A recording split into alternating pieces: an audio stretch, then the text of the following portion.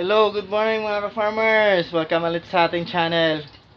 So, ngayong araw na to, alas 7 na ng umaga.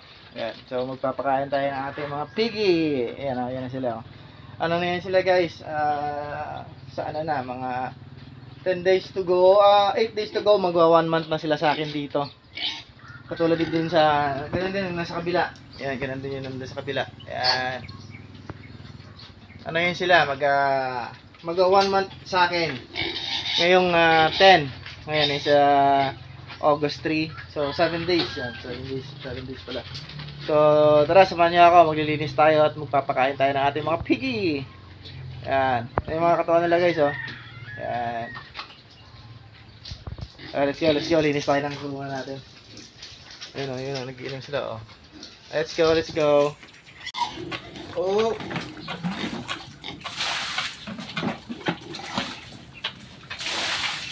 Good morning. Linis tayo ng kulungan.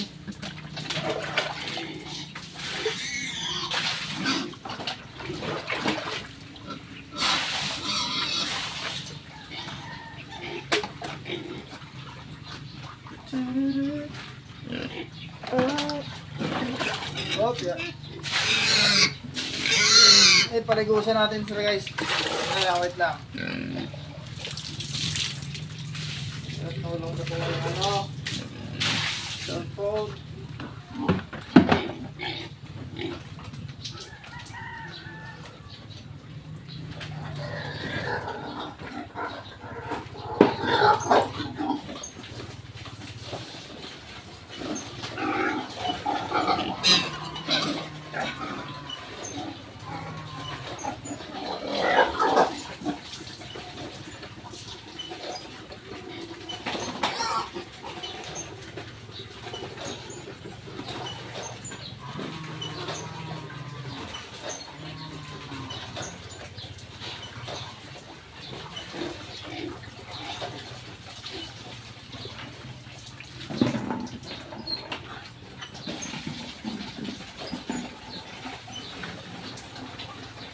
Piggy! Guys, ilalagyan ko rin ng tubig yung ito, yung dalawa na to. Yan, para sa kanila. Ano, para mas gusto nila kasi dito kasi malamig yung tubig kaysa dun sa dun sa tangke. Pag mainit yung panahon, medyo mainit yung tubig dun sa may tangke, kaya dito nilalagyan ko ng spare.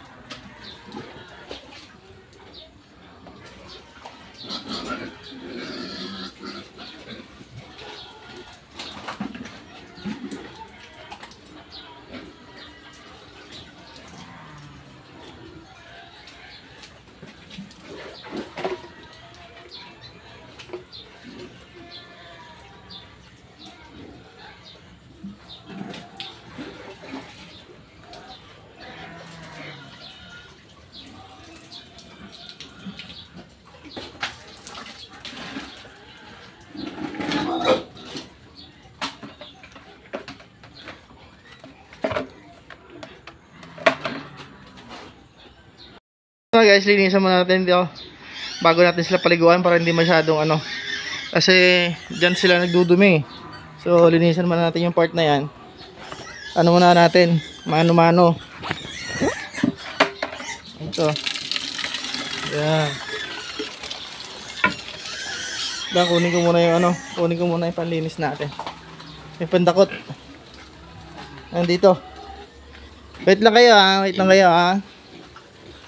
kayo. Pakita mo, yan ang gusto niya, oh.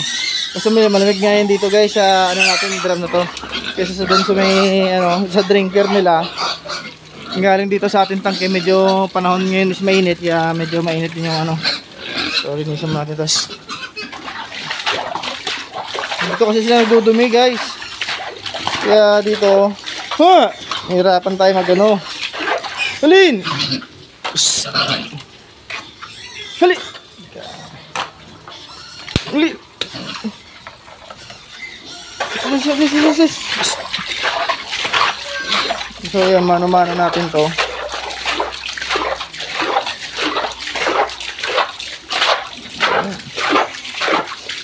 Tapang ng amoy ng ng ating mga alaga.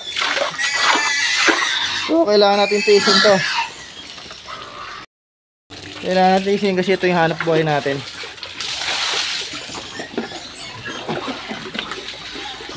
Dito tayo tutubig, dito rin naman yung gripo sa gilid natin.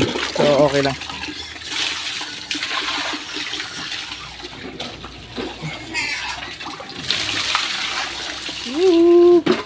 Mamaya na kayo maligo. Tapos nito, linisan ko muna itong mga dumi nyo rito.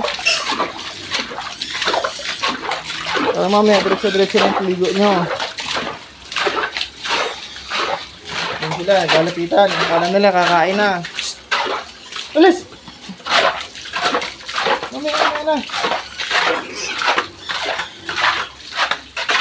Mamaya na. Tapos malinis. Wait lang kayo. Pag may tubig talaga guys, ilagay mong baboy dumumi ng dumumi. Saan?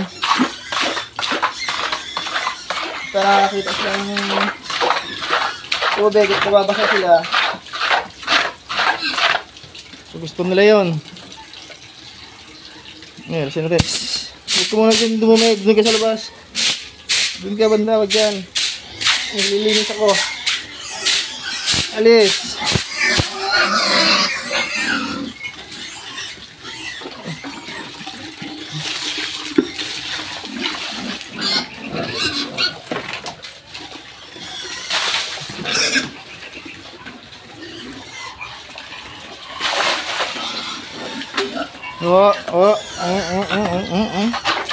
Doon ka, doon sa kabila kumain, doon sa kabila kumain. Huwag dyan.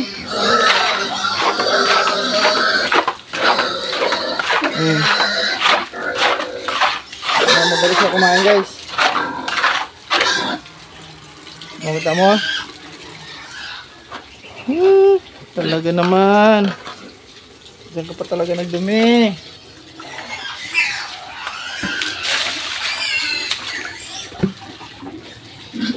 Kalat niya yung dumi mo. Ito lang. Tapos na ako. Maliliguan ko na kayo pagkatapos na ito. Paliguan natin sila guys. Ingay nyo.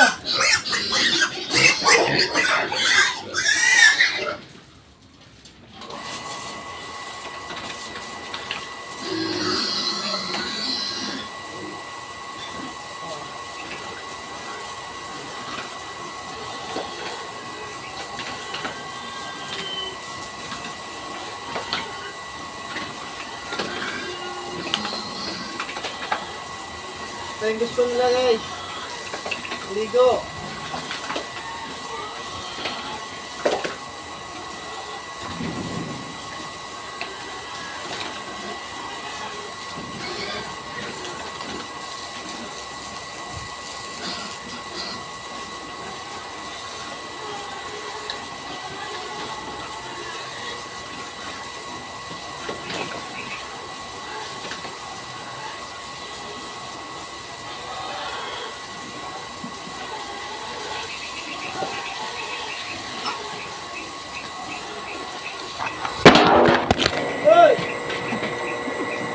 Cellphone ka.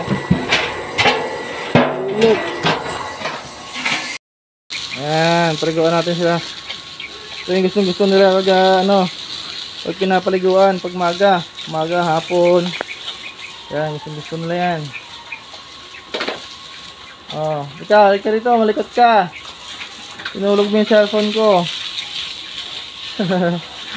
Wala kasi tayong patungan niya, pero pinatong ko doon sa may bandang gilid ng kulungan, inakyat niya.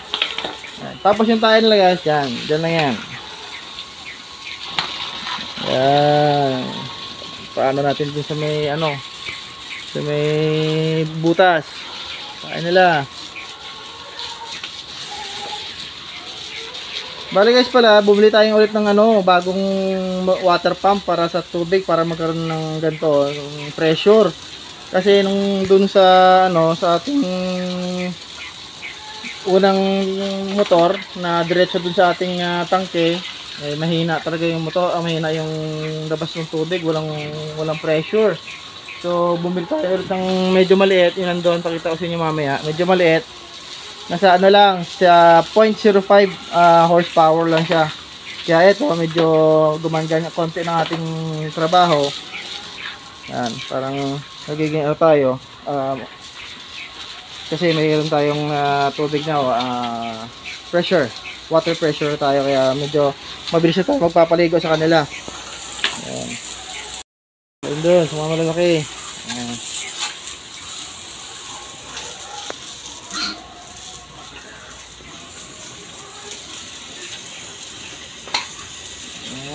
Kaya paligusan natin kasi mainit ng araw, mainit ang araw, kaya paligusan natin.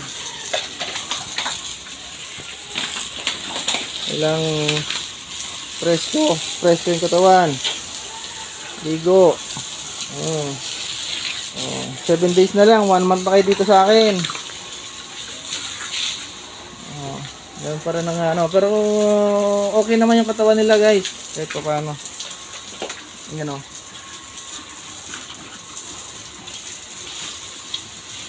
Ayan. Madaling maglinis ng kulungan pag may ano talaga guys, may pressure. Kaysa mag-igib-igib tayo dito sa ating poso, medyo mahirapan talaga tayo. Eto, walang buga ka lang ng buga ng tubig. Saka gusto nila yung ganun, parang nagsha-shower lang sila. Ayan. Dito doon na muna kayo ha. Lipat muna tayo dito sa bila. Dito na tayo. May mga mais-mais pa lang tira. Panda rin natin yung ano, sa motor kasi medyo para mahina na yung tubig na ano, hinihigop nung ano. Ito guys yung sa motor natin dyan. Ayan. Ayan.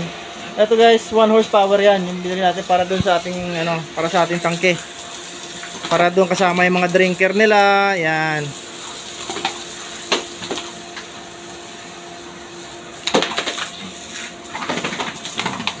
Gusto na yan. Baka nagtataka kayo guys, bakit sinasabi ko na magwa 1 month pala sila dito sa akin pero ganito na kalaki mga baboy ko. Kasi sa video ko na nandyan, in-explain ko na mga ano to, mga excess na sila ng kilo nung binili ko. Kaya pag nakita nyo, para silang ano sila, malalaki na. Hindi sila yung pang 1 month na ano, na usual na mula nung pagka-bake nila.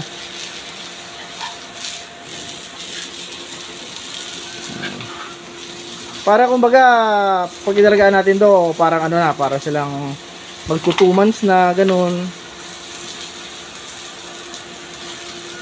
Tapos ang pinapakain ko pa sa kanila dito guys, ano pa, starter pa pinapakain ko sa kanila dito. Usually pag ako nag-alaga ng baboy, kasi ngayon lang ako nakapag-alaga ng baboy sa tagal-tagal, ginagawa ko kasi mula noon pa starter, hanggang pag-dispose ko starter yon. Hindi ako dumadaan ng grower. Usually dumadaan ako grower noon, pero ngayon hindi ako kahit kailan hindi rin ako nag-finisher. Hindi rin ako gumagamit ng finisher na feeds. Ito, pulang-pula ko sa katawan niya. Daming kagat ng lamok.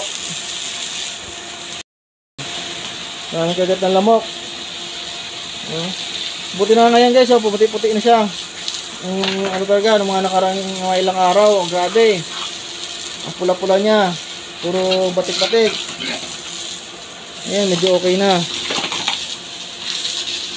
Pag yung baboy pinapaliguan mo at nag-e-enjoy sila, ayan, gusto nila yan. Pag yung ano, gusto nilang pinapaliguan sila, ina-enjoy nila yung tubig. Eto, medyo maliit to guys. Itong itim na to, ayan, medyo maliit yan. Meron na ako ditong nagugustuhan na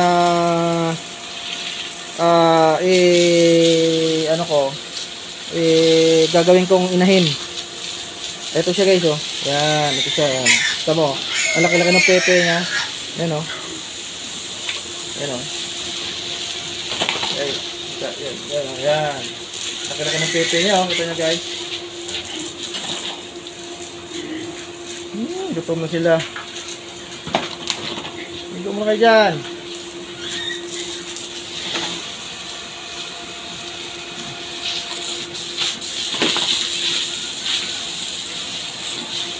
Natin ito dito para mamaya pag nalagyan ng page medyo para malinis din. Wait lang, liligo ka.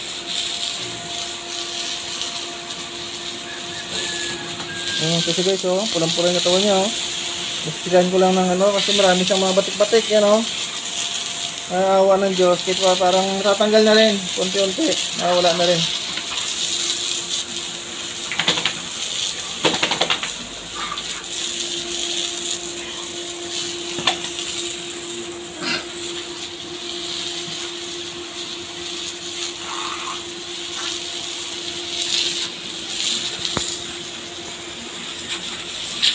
Oh.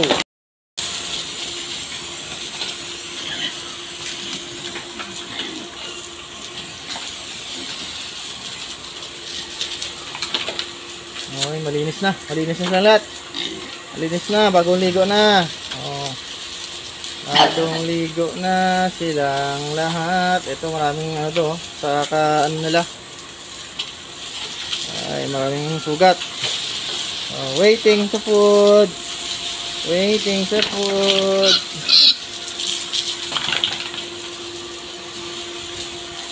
Wait lang, di pa tapos surgusan.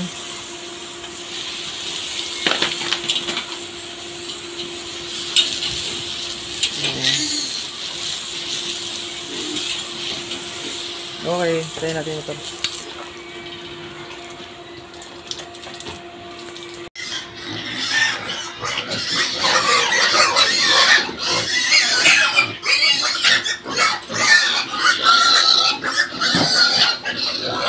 Ilaw yung pagkain.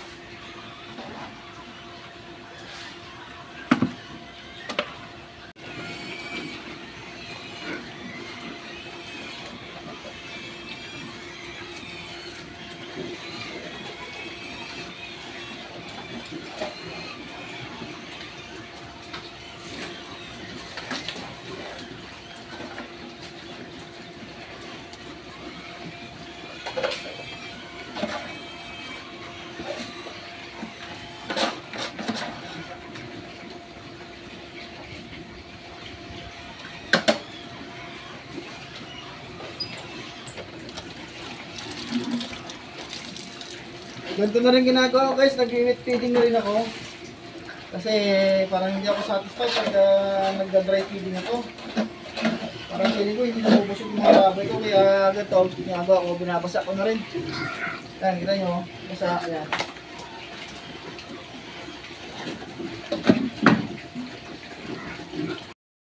So ayan guys, ito yung mga pigi natin. Grabe. Oh. Kakain. Sarap tingnan. Sa kabila naman, ayun. Dami-dami na pagkain dito sa kabila, lilipat pa.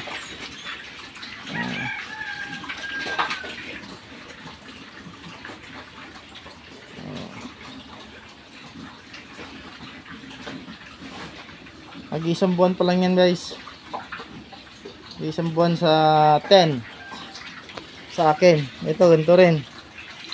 Mag-isang buwan ngayong August 10. Pero malalaki na to kasi nang kinuha ko. Kaya baka nagtataka kayo na malalaki na. Hindi guys, malalaki na kasi nung kinuha ko to. Oversize na sila nung kinuha ko.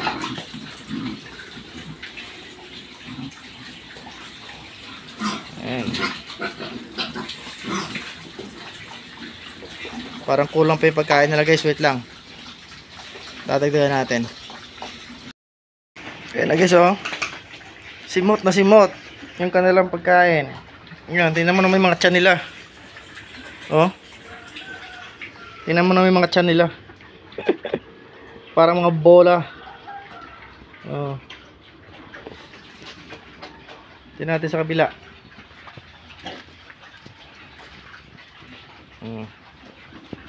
Yan na, mabusog na.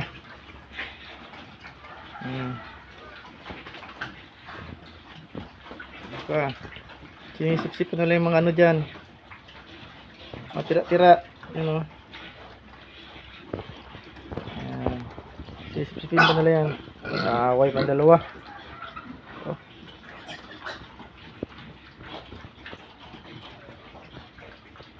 So yun ang daily routine natin guys, pagpapakain sa kanila. Linis. Oh, ito, ihiga na, basog na eh.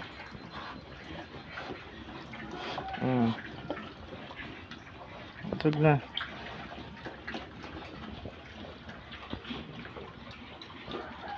Doon sa kabila, oh, basog na rin sila. May mga tira-tira yan, sinisip-sip pa nila yan, oh. Grabe. Pag pinagbigyan mo lang ng pinagbigyan yung baboy guys sa pagkain, grabe, hindi sila titigil hanggat may dyan sa ano. Oh, ito yung mga katawan nila, para mga bola yung mga ano nila, mga tiyan.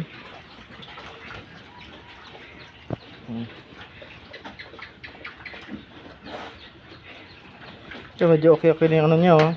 Nagkakarasya na gano'n, kinagat ng mga lamok. So guys, yung ito yung baboy natin na to, sprayan muna natin ulit ng ano, Combinex. Ayan, Combinex, para dun sa mga ano nyo. Tignan nyo yung mga kigat ng mga lamok, oh.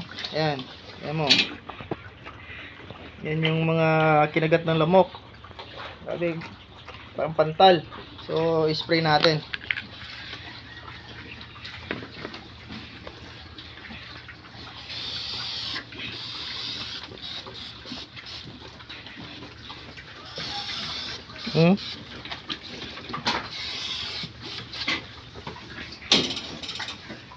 Yan, oh.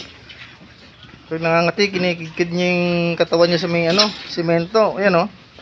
Kasi sobrang kati siguro yun guys. Kinagatan ng ano, kinagatan ng lamok. Ayan. Oh. Yan.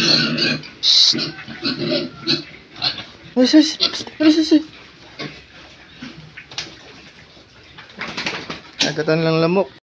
Sprayan natin yung mga kati-kati niya.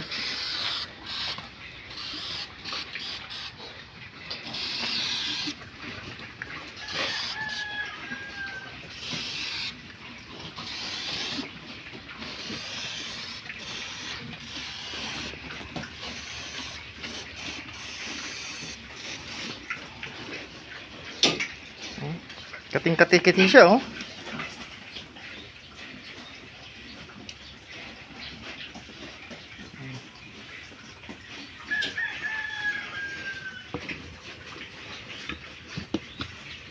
Kinikidkid yung katawan niya dun sa ano.